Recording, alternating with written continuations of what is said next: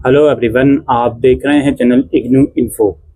इग्नू का जब examination form निकलता है तो इग्नू इसमें साफ एक बात बोलता है कि अगर आप अपने मनपसंद का सेंटर लेना चाहते हो तो जितना जल्दी आप फॉर्म भरोगे उतने ज़्यादा चांसेस रहेंगे कि जो सेंटर आप लेना चाहते हो वहाँ पर सीट वैकेंट रहे और आप उस फॉर्म को भर दो और वही सेंटर आपको अलॉट हो। लेकिन कुछ 1-2% केसेस में या 3-4% केसेस में ऐसा होता है कि जब हम इग्नू का एग्जामिनेशन फॉर्म भरते हैं और अपने मनपसंद का सेंटर चूज करते हैं, उसके बाद एग्जाम से पहले जब हॉल टिकट रिलीज होता है तो उसमें हमारा वो सेंटर हमें नहीं मिलता जो हमने फॉर्म फिलिंग करते समय भरा होता है। अब इग्नू इसमें बिल्कुल साफ बात बोलता है, चाहे वो एग्जामिनेशन फॉर्म भरते समय हो या हॉल टिकट आने के बाद हो, कि इग्नू जो है आपका एग्जामिनेशन सेंटर चेंज कर सकता है।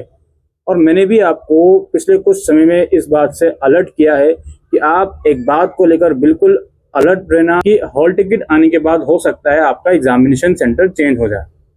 चलिए यहाँ तक बातें समझ में आती हैं। तो अगर एग्जामिनेशन सेंटर चेंज कर रहा है तो हम ये एक्सपेक्ट करते हैं कि अगर हमने अपने मनपसंद का सेंटर 3-4 किलोमीटर की रेंज में चूज करा था तो इग्नू ने एग्जामिनेशन सेंटर चेंज कर दिया और वो नया सेंटर 5 किलोमीटर, 7 या इवन 10 किलोमीटर की रेंज में है। चलिए ये चीज़ें एक्सेप्टेबल हैं। लेकिन बच्चों के साथ ऐसा हो रहा है कि उन्होंने एग्जामिनेशन सेंटर चूज करा फॉर सपोज एक्स कॉलेज, उसके पास मेट्रो का भी एक्सेस है, उस सेंटर में सब कुछ है।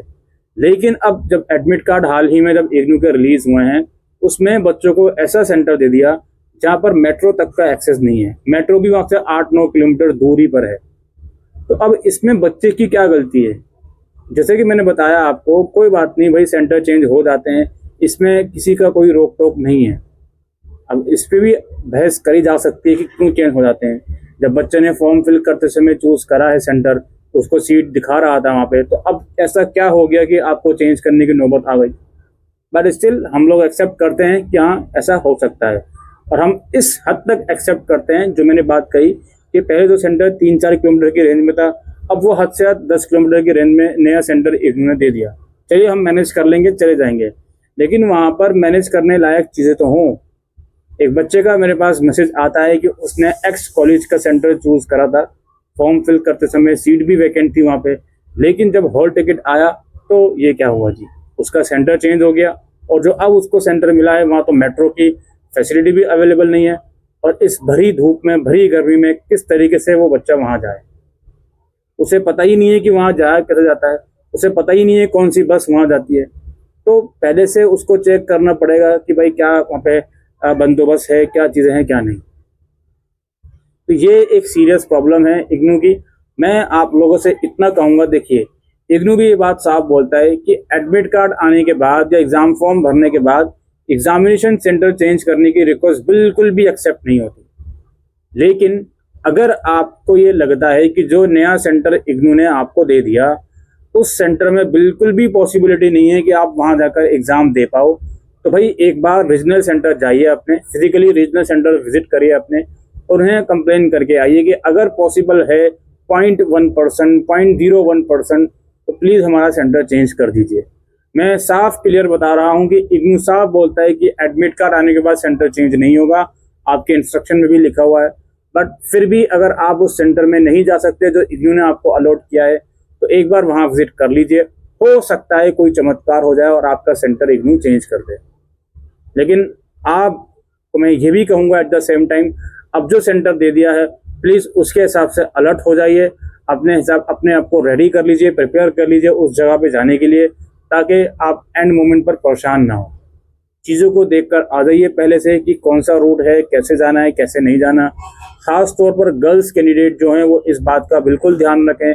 अगर सेंटर कोई ऐसी जगह दे दिया गया है जहाँ पर मेट्रो की फैसिलिटी नहीं है, ट्रैवलिंग उतना ईजी नहीं है, तो प्लीज़ बेहतर ये होगा कि घर में किसी बड़े के साथ जाइए। इतनी मैं इस वीडियो में आप लोगों को बातें बता सकता था। वी नो काफ़ी लोग ये बोलेंगे भाई 100 में से 90 बच्चों का तो चीज़ें थोड़ा आउट चल रही हैं, बस कुछ 7-8 बच्चों की चीज़ें ख़राब हैं। भाई उन 7-8 बच्चों की चीज़ें जो ख़राब है उन्हीं का जिक्र करा जाएगा, जो चीज़ें सही चल रही हैं उनका जिक्र क्यों करा जाएगा? जिस बच्चे का हॉल टिकट टाइम पर आ गया, उसको अपने मनपसंद का सेंटर मिल गया, वो क्यों बात को बोलेगा?